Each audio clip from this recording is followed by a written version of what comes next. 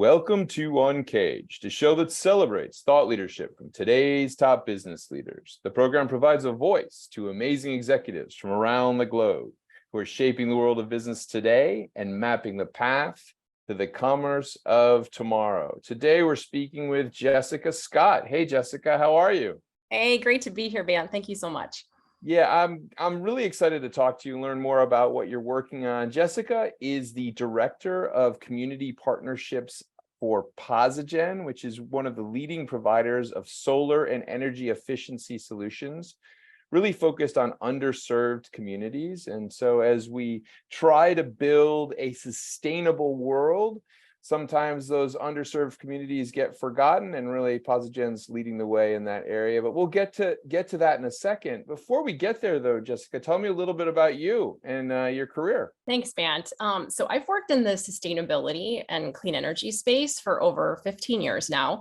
I was at Posigen, I worked at a nonprofit called Vote Solar for 5 years, where I worked on advancing state level solar policy. And then I worked in an environmental justice consulting startup. But I think it's important for me to point out that my career path has not been linear or traditional. And I start off saying that because there's probably people watching this that feel stuck in their current jobs, too much doubt and uncertainty about trying a different path. So I just wanted to put it out there that the clean energy industry is going to need 10 million additional workers by 2030. So there's going to be a lot of opportunities in this space more than ever before. So I always like to put that plug in there. But I first got into solar because I accepted a term limited grant funded position in the Denver mayor's office. I think at the time it was only a 3-month position. So I was the solar program coordinator for the city and county of Denver.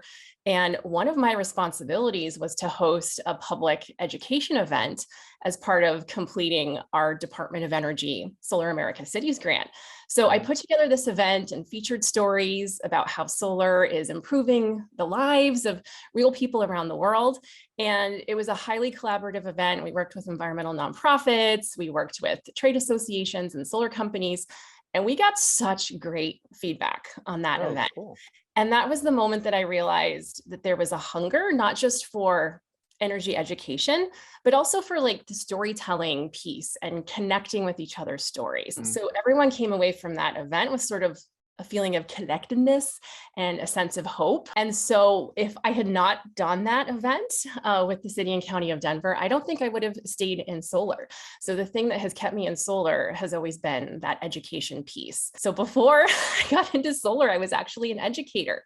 So not a professor or a researcher, but I taught science to kids. So I worked at the St. Louis Science Center in the Ecology and Environment Gallery. I did amazing science demonstrations. And then I helped create an education program at the National Great Rivers Research and Education Center in Illinois, and did annual water festivals for 1,000 fifth graders every year. So that education piece has always kind of been a thread throughout my career. But even before that, my very first job out of college was working at Sandia National Labs, creating microelectronics in a clean room, wearing a bunny suit. So I say this because I'm grateful for all of these different experiences, and I pull from those different skill sets to inform the work that I do today. Yeah, that's amazing. And certainly we need education, but we need to combine that education with action. And it sounds like that's what you're doing now. So tell us a little bit more about what Posigen's up to. I'm most excited about the work that we're doing with local governments, and then also the ways that we're giving back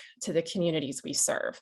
So the community partnerships team is known for putting on events and attending community meetings, but we also do a lot of work with cities. So we just launched our 3rd Solar for All campaign with Mayor Bronin at the city of Hartford.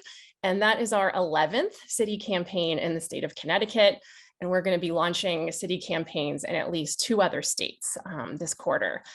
So another common theme that you're going to hear from most of the employees at Posigen is that Posigen is aligned with their personal values. So I just got back from a trip to New Orleans where we partnered with Marathon Capital to donate and install energy efficiency, rooftop solar, and appliances for 2 homeowners in the 9th Ward. And just to connect with real communities, people that are doing great things in their neighborhoods, was just such an inspiring moment. Yeah. And then over the holidays, we surprised community organizations in each of our markets with a $2,000 donation. So I love the commitment that Posigen has to really giving back to the communities we serve. So Jessica, I mean, I love the work that you're doing, and certainly getting the embrace of those communities and getting them to move things forward is absolutely critical. But I mean, give me a sense of where you think we are, and are you happy with the pace, or what do we have to do here to get to those goals? So we're living right now in a historic time. So a lot of people are talking about the Inflation Reduction Act, IRA. It's the largest investment in clean energy in the history of our country. So I worked in local government during the ARA funding years, and I saw what a huge impact that investment made. And ARA funding is a drop in the bucket compared to what's coming through with IRA. So even though this is a historic amount of funding, it's still going to be temporary. So the decisions that we make as a country in the next few years about how those dollars are spent will have impacts for generations. So how do we make the most of this opportunity to make sure that vulnerable and underserved communities are getting the same access? So there's a lot of work to do. We're nowhere near where we need to be, but I feel like we've been given this really exciting opportunity. Yeah, and all those opportunities for jobs, I think, in this space are going to help accelerate that process. So let me change gears a little bit, Jessica, and ask you about kind of the nature of the work that you do. I mean, certainly you're having a huge impact on critical issues that we all face today. But it's always that question I have. It's just, what gets you up in the morning? What's that passion and fire that drives you? And what is the company doing that kind of really gives you that joy in accomplishing the goals? I think for me, I need to feel like there's a real world impact. So that at Posigen is giving me the most joy. So we have over 22,000 customers and growing through our work in Louisiana and Connecticut in particular. We've actually helped low income households achieve a higher rate of solar adoption than higher income households, right? Wow. So we're really completely changing the game.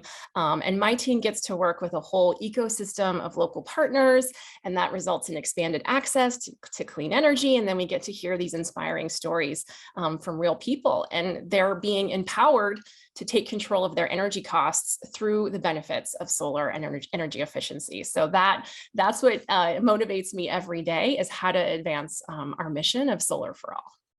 So one question I always have, because we talk to a lot of companies that are touching on the sustainability space, and certainly there's a lot of activity right now, whether it be solar, wind. I think I was talking to a group that is really pushing hydrogen the other day. How do we make sense of all of these different initiatives, and how do we support them to scale so that we reach our goals? Yeah, that's a great question. And I feel like we need to shift from competition, which technology is the best, and really understand that we all need to collaborate and work together. And it's about creating as many options and solutions for as many people as possible. So I think actually inclusive outreach and communication has been one of the biggest challenges for the solar industry, but it's also a huge opportunity. So for the most part in the past, the solar industry has connected with sort of affluent, tech-savvy, English-speaking white homeowners, and we're leaving out the majority of America by not having employees in the solar industry that look like the communities that we're trying to serve. So I think as the industry becomes more diverse, we get better as a whole at understanding the importance of, for example, translating materials into the languages that are spoken in the communities we're reaching out to. But there's also more resources right now than there have ever been before. So specifically, the Department of Energy put out a best practices guide for inclusive solar energy communications. And they highlight a lot of the things that we're doing at Posigen, engaging communities directly, utilizing a variety of mediums, telling stories that highlight customers that actually look like what America looks like. So I think that while clean energy in general has sort of historically been terrible, and inclusive outreach and communications, I'm seeing incredible progress. And I'm hopeful that clean energy as a whole is going to get a lot better at this. That's great. That's great. It's really promising. And I guess, I see pockets of amazing activity, and I just hope that we're able to support those things and really give it the chance to scale and really hit all of our goals. I mean, Jessica, here we are, 2023. I can't believe we're living in 2023, Jessica. We've made it to the future. So here we are in the future. What's on the docket for this year for you guys?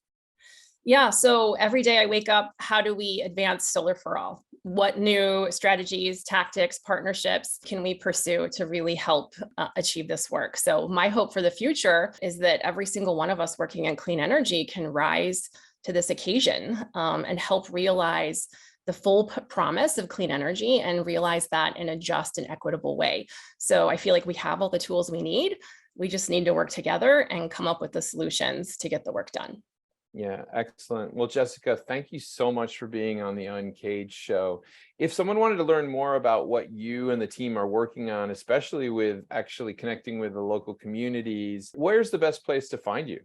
Yeah, go to posigen.com. We have a lot of information there. And then feel free to find me on LinkedIn as well. Happy to connect.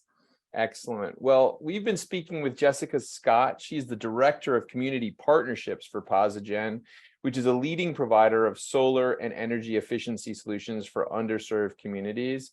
Been talking to Jessica really not only about the work that they've been doing, but the promise for the near future, as well as the things that are getting actioned right now, which is really spectacular. Really kind of tackling these key sustainable economy, sustainable life goals is going to be, I think, the underpinning for the next generation of people to figure this out. And I'm super excited to hear about the work that Posigen's doing. So thank you so much for being on today, Jessica, and we look forward to having you back. Thank you so much, Vant. Cheers.